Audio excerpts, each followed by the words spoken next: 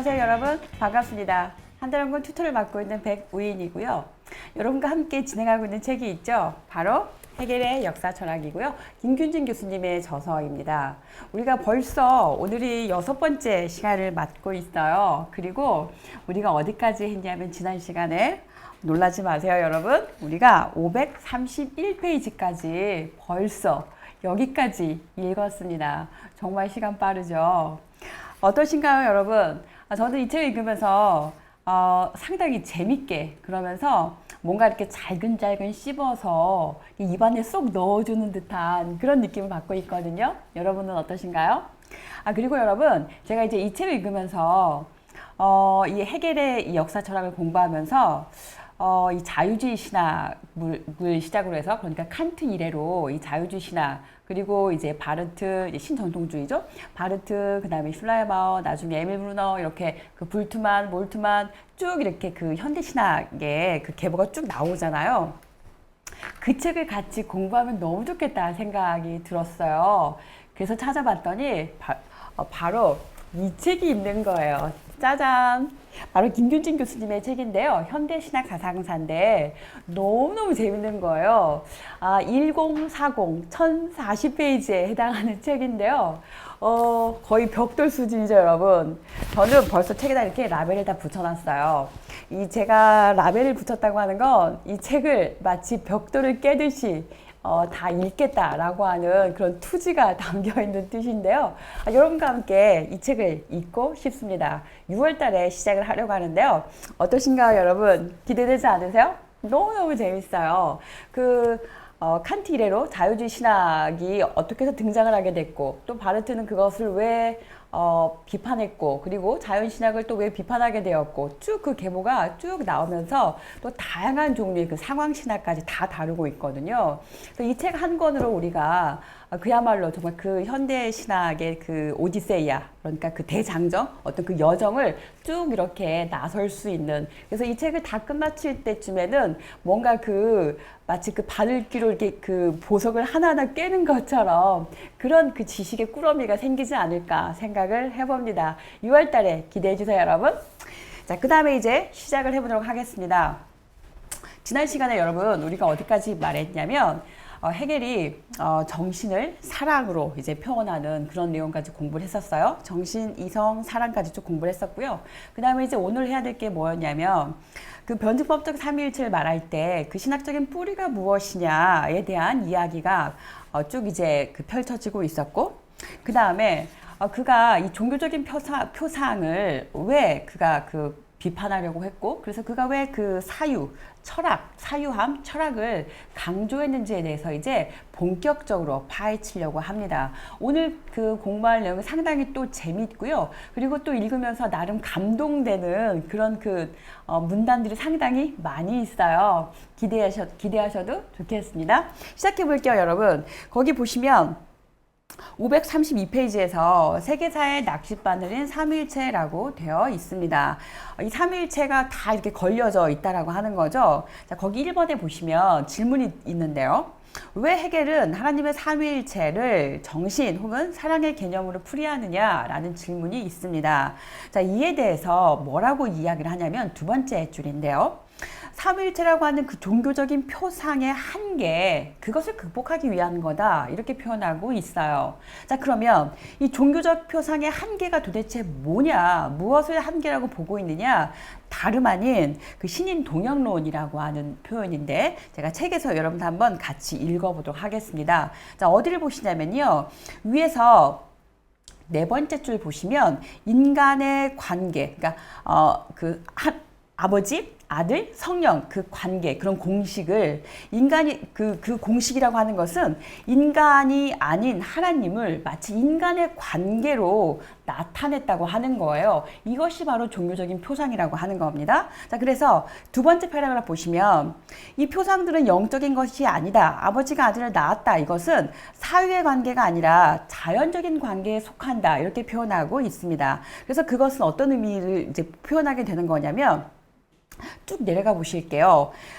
맨 아래서 두 번째 줄인데요. 인간이 아닌 하나님을 인간의 형태로 표상을 하게 되면은 이제 어떤 문제가 발생하느냐.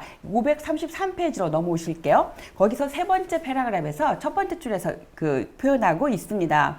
자, 그것이 나타내야 할 어떤 그 진리, 그것을 정확하게 제대로 표현하지 못한다. 그래서 구체적으로 전달하지 못하고 모호하고 그리고 추상적으로만 전달하게 된다. 자, 이렇게 문제를 지적하고 있습니다. 자, 그런 내용을 마저 읽어보도록 할 텐데 맨 아래에서 두 번째 줄을 보실게요. 밑줄 글 준비되셨을까요?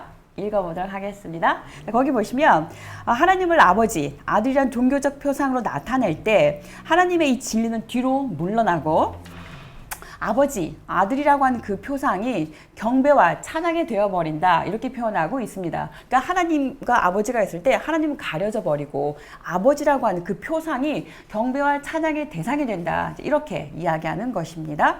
자, 그래서 네 번째 줄 보시면 하나님의 삼위일체에 담겨있는 세계사적인 의미가 사라져버리고 아버지, 아들, 거룩한 영이라는 그 신인 동영론적인 그런 감각적 표상이 예배 대상이 되어버린다라고 하는 겁니다.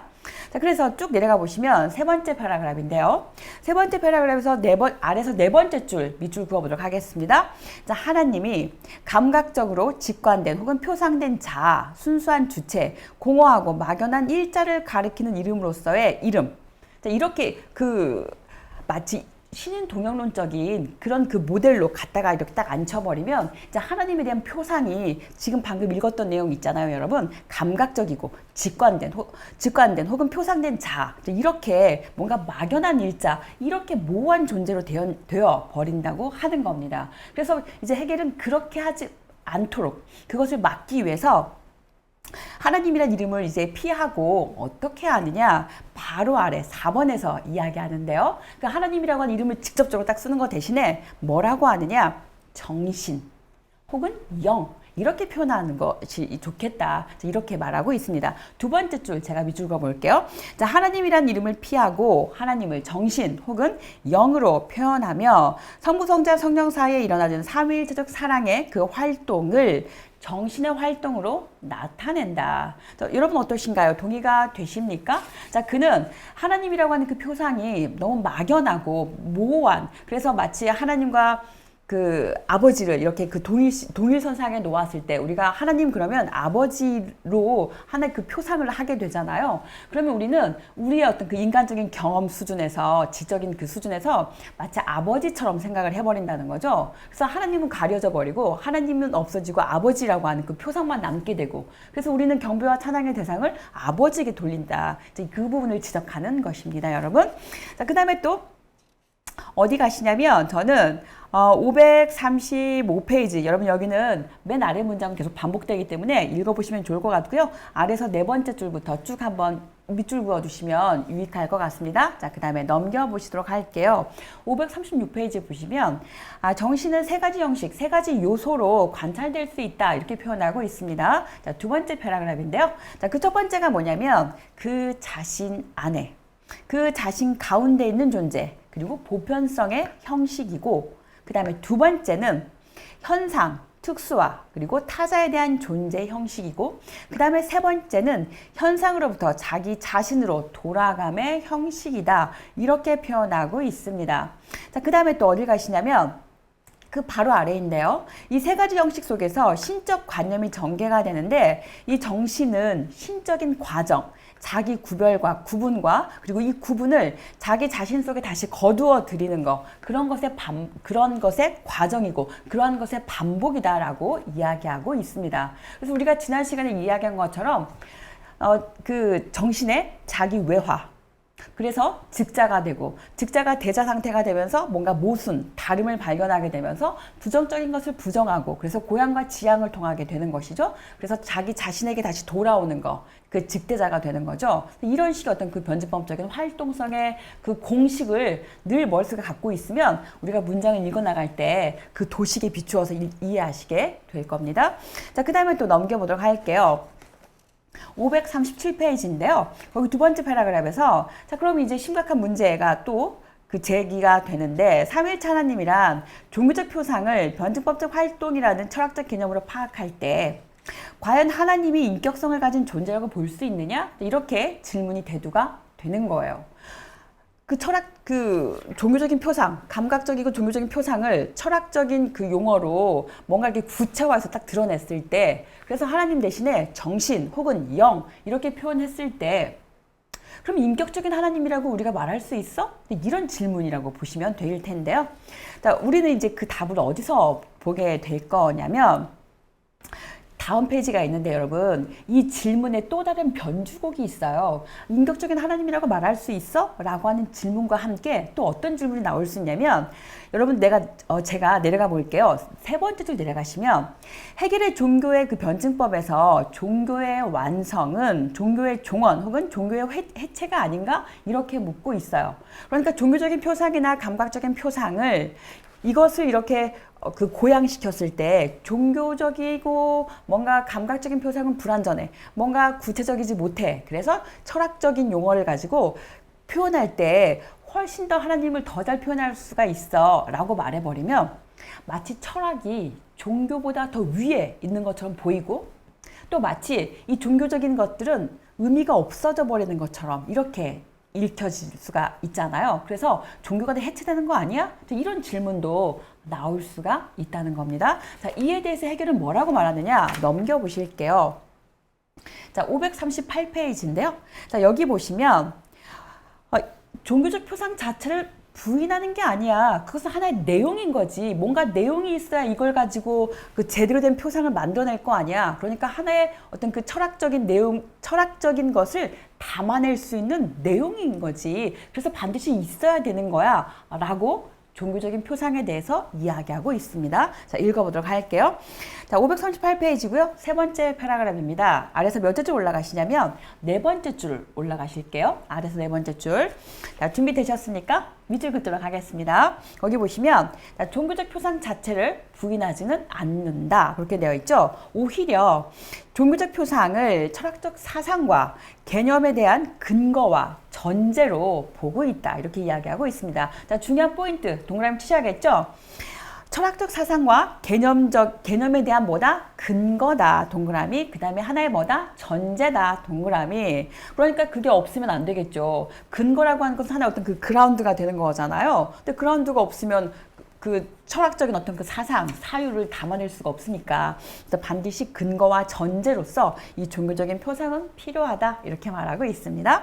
자, 그 다음에 또 그 아래 내려가 보시면 심지어 필요하다. 이렇게 말하고 있는데 종교적 표상 속에는 아직 사상으로서 정립되지는 않았지만 본질적 내용이 사상의 형식으로 정립되어 있기 때문이다. 이렇게 표현하고 있습니다. 그러니까 완전히 철학적인 사상으로 이제 구체화되지는 않았지만 뭔가 그 구체화되기 그 전 단계가 종교적인 표상 안에 들어있는 거야. 그러니까 반드시 필요하지. 이렇게 말하고 있습니다.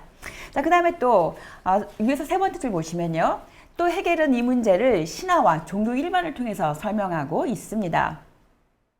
한 줄 더 내려가시면 신화 내지 종교들이 나타내는 그 신들의 형태를 보시면 거기에는 나타내고자 하는 그 내용의 껍질에 불과하지 않다. 이렇게 표현하고 있어요. 오히려 그 형태 속에는 내용이 게시되어 있다라고 하는 겁니다. 우리가 신화를 말할 때 혹은 그 어떤 종교라든가 어떤 신화를 보면 그 안에 어떤 그 마법적인 힘도 있고 혹은 뭔가 그 우상숭배적인 그런 것들이 있지만 그러나 그것이 다 쓸데없느냐, 그건 아니라는 거죠. 그 안에 뭔가 전달하고 싶은 핵심 포인트는 있다는 거예요. 그래서 우리가 취할 때 모든 것을 다 버려버리는 것이 아니라 그 신화에서 전하고자 하는 핵심 포인트는 찾을 수 있어야 된다. 이런 이야기로 들으시면 좋을 것 같고요. 자, 그 다음에 또 어딜 가시냐면 여러분 맨 아래 문장이에요. 자, 그러나 신인 동영론에서 볼 수 있는 것처럼 종교적 표상들이 나타내는 보편적인 사상, 곧 순수한 진리의 내용은 자연적, 감성적 요소들과 혼합되어 있다. 이렇게 표현하고 있습니다. 여러분 그 해겔의 그 텍스트를 읽다 보면 자연적이라는 표현이 많이 나오는데요. 그에 비해서 이 자연적이라고 하는 것은 다소 부정적인 의미예요. 그래서 뭔가 극복되어야 되는 거, 부정적인 것을 부정을 통해서 지양되고 고양되어야 하는 그러한 것으로 보시면 좋을 것 같고요. 그래서 자연적인 것, 또 시간성, 유한성, 사멸성, 불완전한 거, 뭔가 추상적인 거, 뭔가 우연적인 거 다 같은 이렇게 그 카테고리 안에서 이해하시면 좋을 것 같습니다. 자, 그 다음에 또 두 번째 줄인데요. 자, 철학은 이 진리의 내용을 자연적, 감성적 요소 없이, 자, 중요한 포인트죠. 그가 왜 이 철학을 강조하고 있냐면 뭔가 자연적이고 감성적인 요소를 다 어떻게 했다는 거예요. 그걸 다 이렇게 제거했다는 거예요. 그래서 순수한 사상과 개념의 형태로 나타낸 것입니다. 그러니까 우리가 가만히 생각을 해보면 감성적인 거, 감각적인 거, 직관적인 거 그런 건 말이지 불완전한 거야. 그거는 변하는 거고 그것은 우연적인 거고 그것은 진리가 아닌 거야. 그래서 우리는 그 감각적인 것들을 이렇게 뛰어넘어서 뭔가 이성적인 것을 가지고 확고하게 구체적으로 딱 붙잡아야 되는 거야. 이렇게 생각을 하시면 좋을 것 같습니다. 그러니까 답은 이성 중심이구나. 자, 그렇게 잡을 수가 있겠고요. 자, 그 다음에 또 네 번째 줄인데요. 자, 만약에 종교적인 표상을 폐기해버렸다. 자, 그렇게 되면 그 속에 담겨있는 순수한 어떤 보편적인 진리까지도 다 같이 없어져 버린다고 하는 거죠. 뭔가 이렇게 뭐라고 할까요? 어떤 그 표상이 있는데 감각적이고 종교적인 그 표상 안에 뭔가 감각적이고 그러면서 뭔가 그 제한성이 있긴 하지만 그거를 다 없애버리게 되면 그 안에 정말 보석 같은 뭔가 순수한 그런 것들이 들어있는데 그것마저 다 놓쳐버린다. 자, 이렇게 이야기하는 것입니다. 그래서 그 순수한 보편적인 진리의 내용이 다 같이 없어져 버리는 거야. 뭔가 애매하지만 뭔가 불확실하지만 그 안에 뭔가 핵이 되는 것이 있는데 그것마저 다 없어져 버리는 거야. 그러니까 종교적 표상을 없애면 안 돼. 이렇게 보시면 되겠습니다. 그 다음에 또 내려가 보도록 할게요. 이제 정신현상학을 인용을 하고 있는데요. 세 번째 패러그래프예요. 거기서 첫 번째 줄 보시면 이 삼위일체의 종교적인 표상이 유지되어야 한다. 그러니까 다시 한번 하나의 전제와 하나의 근거로서 필요하다. 자, 이렇게 계속 반복되고 있습니다. 그 다음에 또 어딜 가시냐면 여러분 저는 541페이지에서 몰트만의 비판을 좀 같이 읽었으면 좋겠어요. 자, 몰트만이 헤겔을 비판하고 있는데 어떻게 비판을 하느냐면 읽어보도록 하겠습니다. 두 번째 패러그래프이고요. 첫 번째 줄 되겠습니다. 아래에서 몇째 줄 올라가시냐면 다섯 번째 줄이에요. 4번으로 되어 있습니다. 자, 읽어볼게요, 여러분. 헤겔은 신학과 철학 그리고 신앙과 지식을 화해시키기 위해서 그리스도의 계시 사건의 역사적 실사성을 폐기하고 이것을 영원한 사건으로 이해했다. 자, 그러나 계시의 사건이 영원한 사건으로 파악될 때 계시의 역사적 사실성이 폐기된다고 볼 수가 없다. 오히려 그것은 영원한 사건의 역사적 근거로 제시된다. 전제되고 있다. 이렇게 표현하고 있습니다. 그래서 이 계시 사건의 역사적 사실성이 만약에 폐기가 된다라고 한다면 영원한 사건은 근거 자체를 잃어버리는 것이죠. 그래서 더 이상 존재할 수가 없게 되는 거다. 자, 이렇게 말하고 있습니다. 이에 대해서 헤겔은 아니야, 내가 종교적 표상을 폐기하려고 한 거 그거 아닌 거야, 너 오해야. 이렇게 이야기하고 있는데요. 그 이야기가 어디냐면 여러분 두 번째 패러그래프이고요. 쭉 내려와서 네 번째 줄 보시면 그 헤겔의 목소리를 들려주고 있어요. 미주고 보실까요? 읽어볼게요, 여러분. 헤겔은 최소한 자신의 의도와 관련해서 이 기독교의 종교적 표상을 폐기하려고 한 것이 아니라 종교적 표상 속에 숨어있는 진리를 철학적 사상과 개념에다가 그 개념을 통해서 이렇게 보편타당한 진리로 이렇게 드러내고자 한 거다. 그러니까 헤겔 그러면 늘 이쪽에 뭐가 떠올라야 되죠, 여러분? 보편성. 헤겔 이퀄 보편성 이렇게 같이 갖고 가시면 되겠습니다. 그에게는 특수성, 일반 그 어떤 우연성 이런 것들은 어떤 거예요? 극복되어야 될 하나의 어떤 그 대상인 거죠. 그래서 항상 그것들은 우연성이나 특별성은 보편성 안에 같이 이렇게 그 부정의 부정을 통해서 지향되고 고양되어야 될 하나의 성질로 이해하시면 되겠습니다. 그 다음에 또 저는 이제 543페이지인데요. 또 한 번 반복해주고 있어요. 그래서 헤겔은 말이야, 이 종교적 표상을 없애려고 하는 게 아닌 거야. 철학적인 사상과 개념에다가 더 잘 보편타당하게 드러내려고 하는 거야. 라는 이야기를 또 들려주고 있습니다. 아래에서 여러분 네 번째 줄 밑줄 그으시면 훨씬 더 이제 클리어하게 선명하게 다가오실 거예요. 아래서 네 번째 줄 밑줄 긋도록 하겠습니다. 저는 다 읽지 않고요.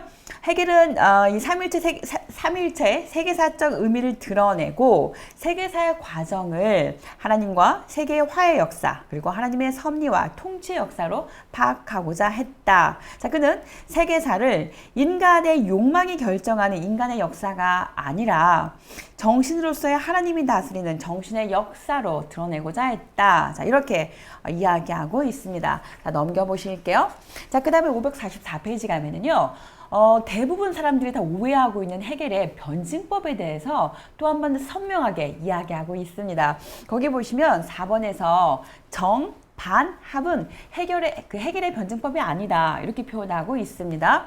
그러니까 정과 반이 있을 때 그 정과 반을 뭔가 이렇게 딱 합해가지고 무작정 두 개를 뭉뚱그려가지고 합해놓은 그런 식의 합이 아니다. 늘 우리가 이제 해겔의 변증법이 나오면 또 떠올려야 되는 게 있죠. 뭐죠, 여러분? 뭐죠?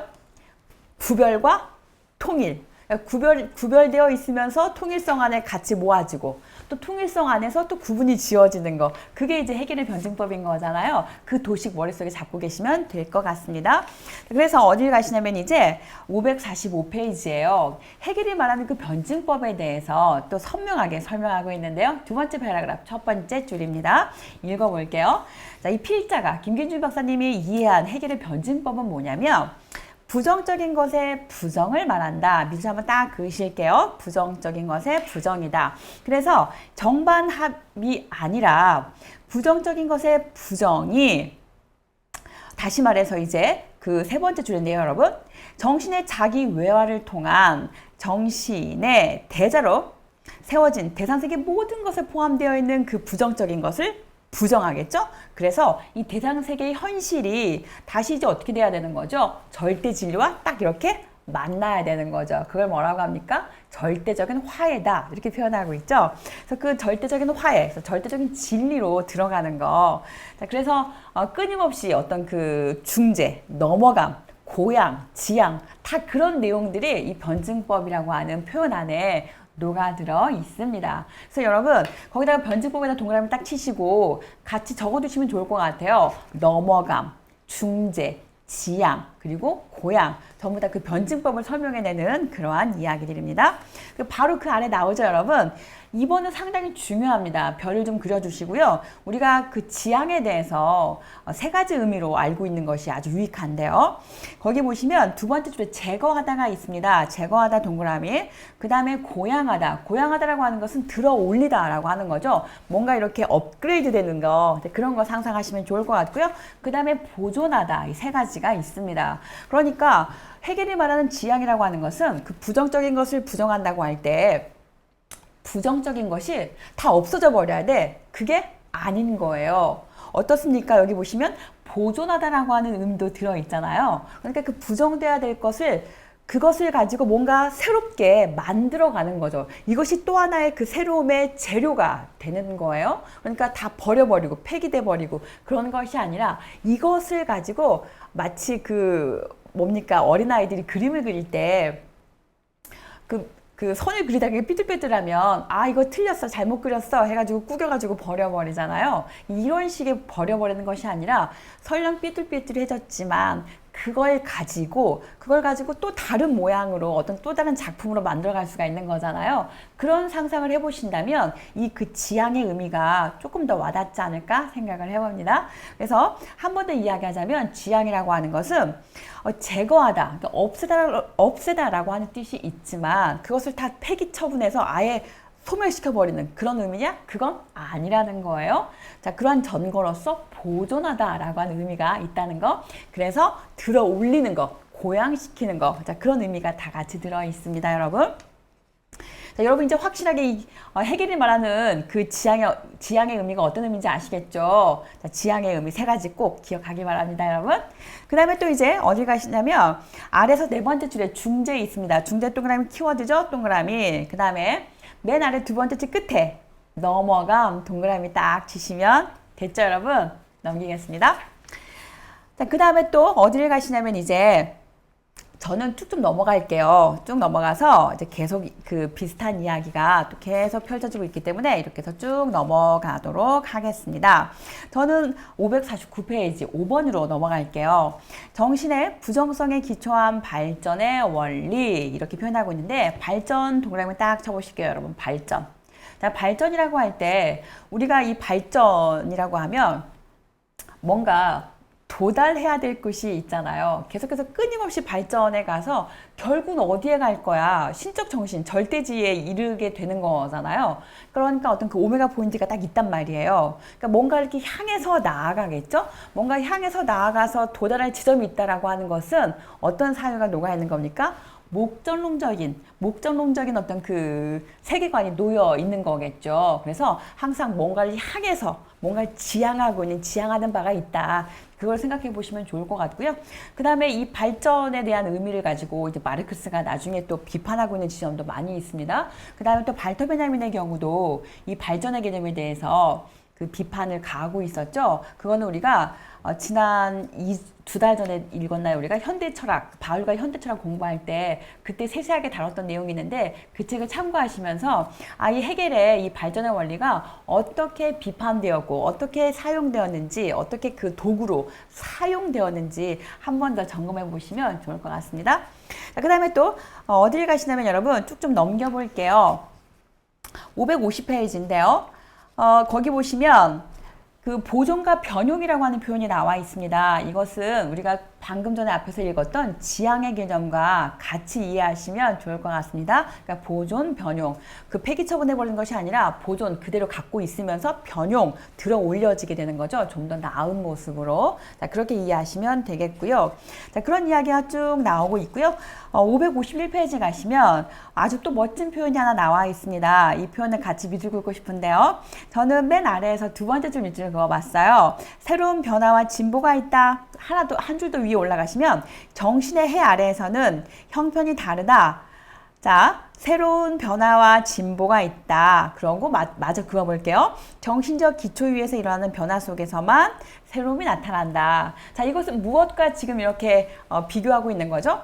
자연의 그 순환성과 비교를 하고 있는 거죠, 여러분. 그래서 해 아래 새로운 게 없어 라고 할 때 그 자연의 순환적인 그 어떤 시간관 안에서 계속해서 봄, 여름, 가을, 겨울, 봄, 여름, 가을, 겨울 이렇게 반복되는 어떤 죽음과 그 생성과 소멸의 그 반복되는 변화 이걸 가지고 해 아래 새로운 게 없어 라고 말하지만 그러나 정신이라고 하는 해 아래에서는 그렇지가 않다는 거죠. 새로움이 등장한다고 하는 거예요. 자, 그런 문장 이해되시죠, 여러분? 새로운 변화와 진보가 있다. 정신의 해 아래에서는. 자, 그렇게 보시면 되겠고요.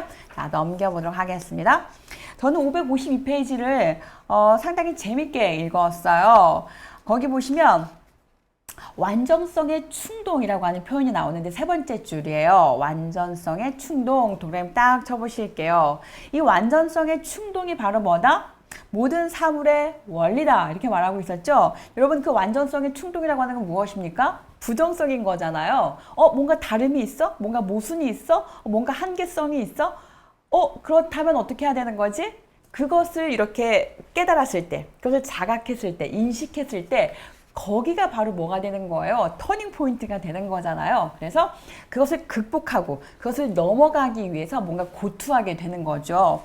그래서 완전성의 충동, 뭔가 완전에 도달하기 위해서 그 유한한 것을 극복하기 위해서 뭔가 사멸성을 극복하기 위해서 뭔가 특수하고 우연적인 것을 극복해서 보편으로 나아가기 위해서 뭔가 고투를 하게 될 거예요. 그래서 완전성의 충동을 말하고 있습니다. 자, 그 다음에 또 두 번째 패러그래프에서 정신의 과정은 진보다 이렇게 표현하고 있는데요. 자, 이것은 진보의 표상은 나는 만족스럽지 않아 이렇게 표현하고 있어요. 그래서 뭔가 이렇게 완전하게 된다라고 할 때 그것은 어떻게 완전하게 된다는 거야? 뭔가 좀 불확실하다는 이야기인 거죠. 뭔가 단계 변화만 말하지 최종적으로 그 완벽하다는 게 뭐야? 모호하잖아. 자, 이렇게 표현하고 있었고요.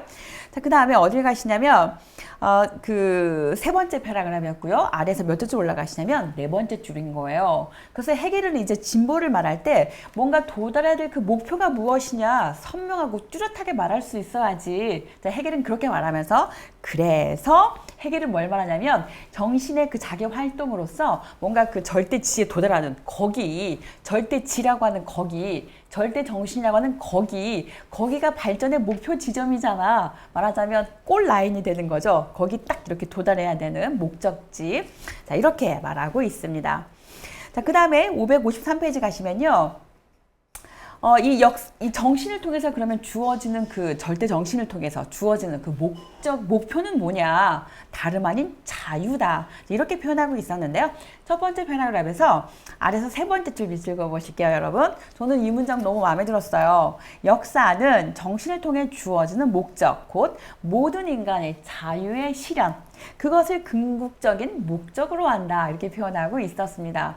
자, 우리 모든 인간의 자유의 실현이 바로 이 역사를 통해서 정신이 이렇게 도달하고 싶은 거기라고 하는 거예요. 우리 인간의 자유. 자, 그러면 뒤에서 펼쳐질 내용은 뭘까요, 여러분? 그럼 인간의 자유는 어떻게 해야 이루어지는 건데? 가 나오겠죠. 그러면서 개인과 국가에 관한 관계를 말하고 있어요. 그래서 국가는 어떻게 해야 되는지, 또 개인은 국가 안에서 어떤 자유를 누릴 수 있으려면 어떻게 해야 하는지 또 그렇게 나오고 있고, 그리고 또 이 국가에서 그 법에 관한 이야기, 그 다음에 또 종교에 관한 이야기를 합니다. 그래서 법과 종교를 통해서 드디어 우리는 어떤 자유를 실현할 수 있는 그런 인간을 말하고 있어요. 계속 읽어보도록 하겠습니다, 여러분. 자, 어딜 가시냐면 쭉쭉 넘겨보실게요. 맨 아래 보시면 좀 넘기겠습니다, 여러분. 554페이지까지로 가겠습니다. 자, 554페이지. 저는 어딜 가냐면 여러분 6번을 읽을 거예요. 6번. 정신의 발전과 자연의 발전을 반복해서 비교하고 있다. 이렇게 표현하고 있죠. 그러니까 자연의 반복은 아무런 변화가 없어. 새로운 것이 없어. 그러나 정신의 발전은 새로움이 있어. 그 새로움이 그러면 지향하는 게 뭐야? 어딜 향하고 있는 거야? 아, 그건 말이지. 인간의 자유 실현인 거야. 자유 실현을 향해서 끊임없이 이 정신의 해 아래서 새로운 게 드러나. 이렇게 이야기하고 있습니다. 쭉 좀 읽어보시면 좋을 것 같고요. 자, 그 다음에 어딜 가시냐면 쭉 넘겨볼게요, 여러분. 556페이지예요. 556페이지. 자유의 원리 동그라미 한 번 더 치실게요. 자유의 원리의 실현을 목적으로 가진다. 자유의 원리, 자유. 그러니까 해결에게 있어서 정말 중요시 여기는 것은 인간의 자유구나. 자유라고 하는 거, 자유의 실현. 그러면 그 자유를 어떻게 해서 얻을 수 있는 건데 나중에 끝에 가면 결국은 철학함에 있어요. 철학, 사유함에 있어요. 그래서 사유하는 것이 곧 어떤 그 자유함인 거고, 그 사유가 결국은 어떤 보편자의 자리인 거고, 그래서 사유함을 통해서 신적인 것과 만나게 되는 거죠. 그럼으로써 온전한 자유를 누릴 수가 있는 거야. 이렇게 설명하고 있습니다. 그래서 그 철학에 대해서 강조하고 있었는데요.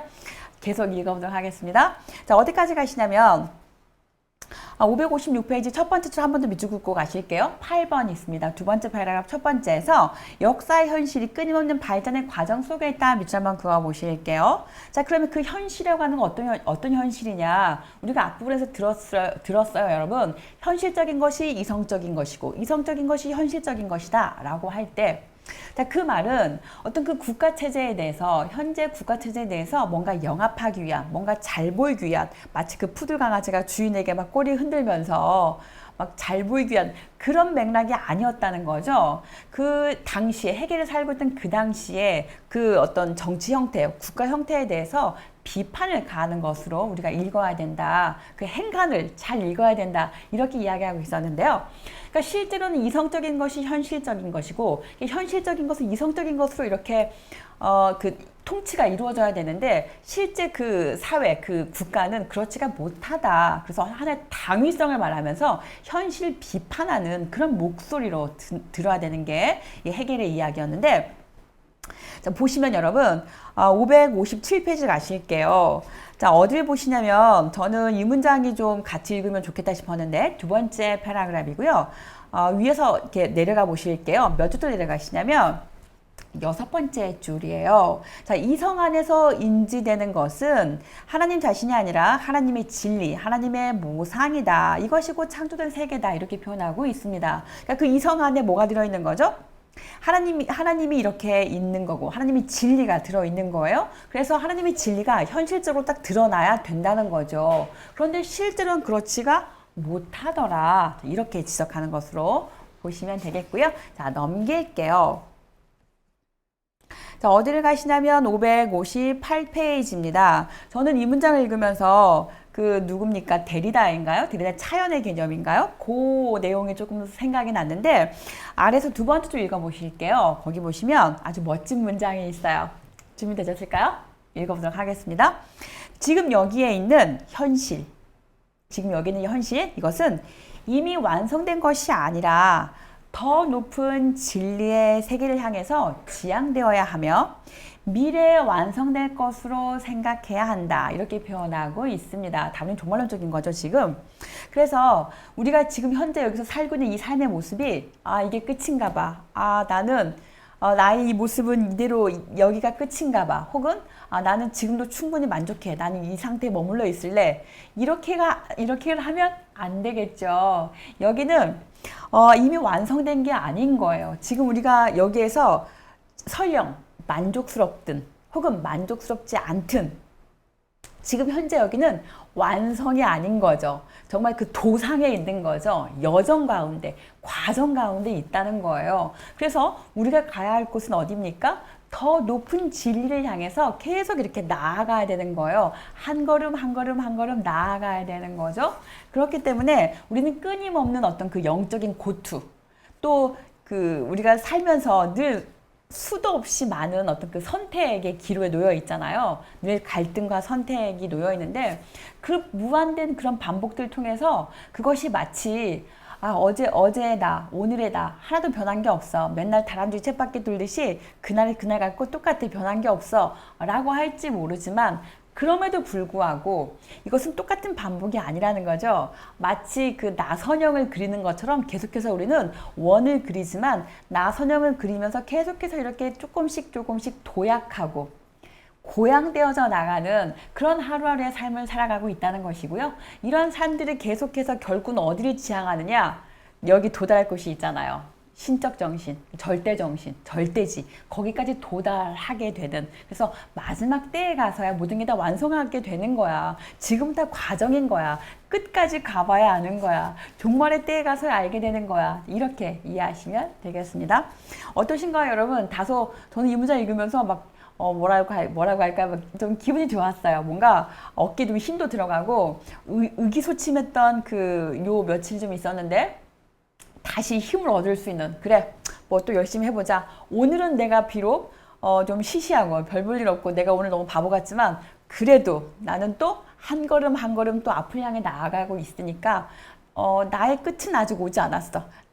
나의 그 아직 꽃은 아직 피지 않았어. 종말의 때에 가서 필 거야. 이런 막 기대, 막 되게 기뻤어요, 여러분.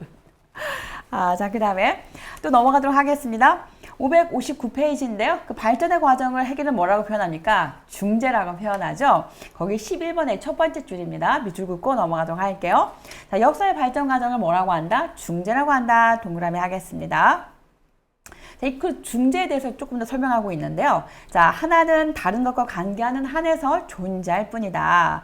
직자는 어떻게 합니까? 자기를 발전시키고자 하는 그러한 충동, 곧 실존하면서 실존의 다른 형태로 넘어가고자 하는 그런 충동을 지니고 있다는 거죠. 그리고 또 실존은 오직 기초의 중재로 존재한다, 이렇게 표현하고 있습니다. 그래서 모든 존재, 사물의 존재의 형식, 존재의 본질은 뭐라고 했어요, 여러분? 부정성이라고 했잖아요. 그래서 그 부정성이 바로 한 단계 완전을 향해서 나아가고자 하는 그 드라이브 시켜주는, 추동해주는 그런 원동력이 된다는 거죠. 그래서 우리는 거기에 낙담하지 않고 오늘 또 무릎이 꺾여도 다시 힘을 내서 한 단계 한 단계 걸어가야 되는 그런 존재가 아닌가 생각을 해봤습니다. 자, 그 다음에 또 세 번째 패러그래프인데요. 저의 이야기가 바로 여기에 또 반복하고 있습니다. 밑줄그어 볼게요. 거기 보시면 세계 모든 사물이 중재를 통한 발전의 과정 속에서 발생하고 부정적인 것에 부정을 통해서 더 높은 진리로 넘어간다, 이렇게 표현하고 있습니다. 그래서 이 넘어감이라고 하는 것은 부분적으로 직접적이기도 하고 또 부분적으로 수많은 단계 중재를 통해서 일어나는 것이다, 이렇게 표현하고 있습니다. 자, 그 다음에 또 넘겨보실게요, 여러분. 쭉 어디를 가시냐면 560페이지예요. 거기 보면 해겔이 꽃을 가지고 설명하고 있었는데요. 읽어보시기 바래요. 그 꽃이 다양한 성분을 갖고 있잖아요. 색깔도 있고 냄새도 있고 또 맛도 있고 형태도 있고 그 하나하나가 제각각의 어떤 그 성질들은 다르지만 그 모든 것들이 다 모였을 때 뭐가 되는 거죠? 하나의 꽃이 되는 거잖아요. 자, 그렇게 이야기하고 있습니다. 그래서 그 꽃 안에 냄새가 없으면 안 되잖아요. 색깔이 없으면 안 되잖아요. 모양이 없으면 안 되잖아요. 그래서 그 모든 구성 요소 하나하나가 다 중요하다. 그 모든 것들이 다 모여서 하나의 꽃을 이룬다. 이렇게 표현하고 있습니다.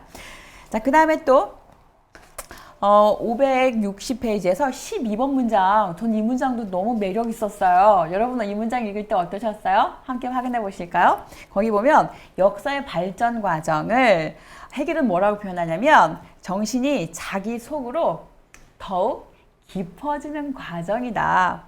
이렇게 말하고 있어요. 어떤가요, 여러분? 너무 매력 있지 않아요? 자기 자신 안으로, 자기 자신 속으로 더욱 깊어지는 과정이다. 정신이. 그것이 바로 역사의 발전 과정이다. 이렇게 표현하고 있어요. 여기다가 역사에다가 우리의 이름을 넣어보면 어떤가요, 여러분? 우리의 그 발전 과정이라고 하는 것은 우리 속으로 더욱더 깊어져가는 과정이다. 이렇게 이야기할 수 있겠죠? 너무 멋지죠, 여러분? 네. 자, 그 다음에 또 넘겨보실게요. 이렇게 해서 5장을 끝마쳤고요. 그 다음에 이제, 여기 정말 재밌는 문장이 나와요, 여러분. 미네르바의 부엉이. 정말 많이 들어봤던 문장이잖아요. 자, 여기에 대해서 설명을 하고 있는데, 자, 미네르바의 부엉이의 비상을 시작하는 철학. 이렇게 말하고 있습니다. 자, 도대체 이 미네르바의 부엉이가 뭘 말하는 거냐. 이미 꼭 마치 그 뒷북을 치는 것처럼 혹은 마치 회색에 회색을 덧칠하는 것처럼 지금 현 시대의 어떤 그 사회상 혹은 현 시대 그 살아가는 인간상 혹은 그 시대를 뭔가 이렇게 규정하는 그 모든 것들을 하나의 개념화 시켜놓은 게 철학인 거지. 그냥 어떤 그 뭐라고 할까요? 급변하는 시대에 혹은 어떤 그 문제가 발생했을 때 이 문제는 말이야 이런 것 때문에 발생한 거야 라고 하는 마치 심판을 내려두듯이 그런 것이 철학이야 라고 처음에 초기에 해겔이 그렇게 말했다면 나중에 가서 뒤집잖아요. 그렇지만 철학은 말이야 지금 현재 여기 이 상태를 넘어갈 수 있도록 그래서 새로운 어떤 것을 제시하고 제안하고 뭔가를 그 새로운 방향으로 이끌 수 있고 도약할 수 있도록 하는 게 바로 철학이야. 또 이렇게 말하고 있거든요. 그래서 이 미네르바의 부엉이를 그렇게 또 이야기합니다. 굉장히 재밌어요, 여러분. 읽어볼게요. 자, 어딜 가시냐면 좀 넘겨서 564페이지입니다. 그러니까 그에게 있어서 역사라고 하는 것은 정신이 정신이 자기 자신으로 점점 더욱더 깊어져 가는 게 역사의 발전이라고 말했잖아요. 그래서 결국은 정신이 되어감, 이게 이제 역사인데 그러면 이것은 또 이 되어감이라고 하는 건 뭘로 표현할 수 있습니까? 지식으로 표현할 수 있는 거죠. 그래서 절대 지식에 도달하는 거 이렇게 말하고 있었는데요. 그것을 논리학에서 쭉 표현하고 있습니다. 읽어보시면 좋을 것 같고요. 그 다음에 이제 관념에 관한 이야기, 그 다음에 그 철학, 사유 이런 이야기를 하고 있는데 저는 566페이지 넘어갈게요, 여러분.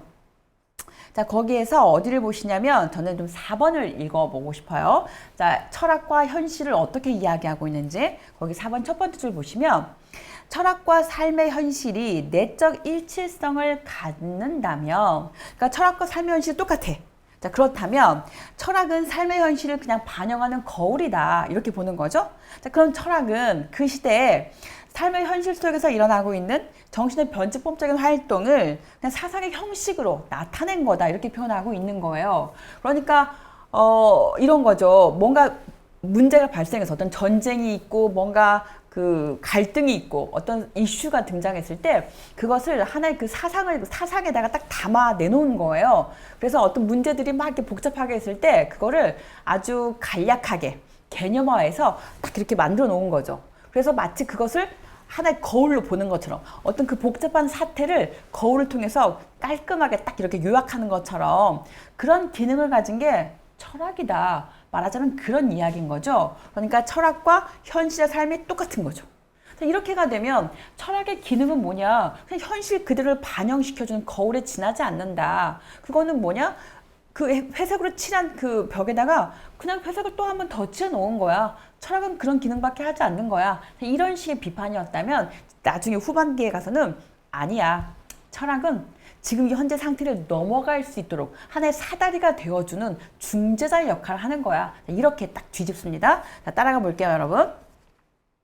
자, 어디 보시냐면 세 번째 패러그래프 첫 번째 줄인데요. 자, 그러면 철학은 역사의 새로운 발전을 위해서 아무것도 기여할 수 없느냐? 라고 이제 묻습니다. 자, 그랬더니 5번에서 해겔이 맞아. 이렇게 이야기를 했다는 거죠. 자, 첫 번째 줄입니다. 그래. 그렇다고 대답해. 딱 이렇게 말했어요. 그러면서 읽어볼게요. 자, 뭐라고 표현하냐면 철학은 말이지. 새로운 사상을 통해서 주어진 현실을 부정하고 또 새로운 현실을 불러일으키는 학문이 아니야. 이렇게 말해요.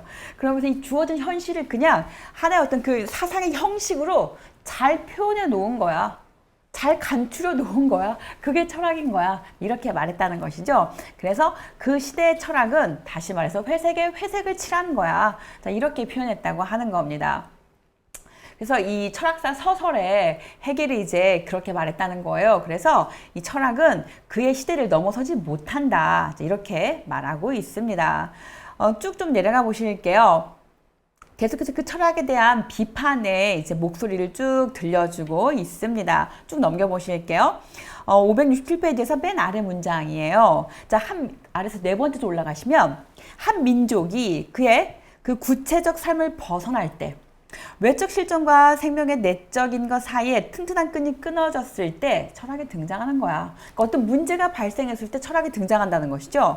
자, 그것은 한 민족의 어떤 그 일륜적 삶이 해체되고 또 이 정신이 사상의 영역으로 도피해서 자기를 위해서 내적인 것의 왕국을 찾으려고 할 때 등장한다. 이렇게 표현하고 있는 겁니다. 자, 그러면서 그 삶이 분열하고 또 삶의 직접적인 현실과 사상이 뭔가 이렇게 나누어졌을 때 그래서 민족의 멸망과 사멸의 시간이 시작이 될 때 그때 철학이 발전한다 이렇게 표현하고 있어요. 그러면서 이 철학은 결국은 자기 내면으로의 어떤 그 도피 이런 역할을 했었어 라고 지적하고 있습니다. 자, 그러면서 로마 제국이 언제 그 철학이 발전하게 됐는지 그리스에 어떻게 철학이 발전하게 되었는지를 예시로 설명하고 있었습니다.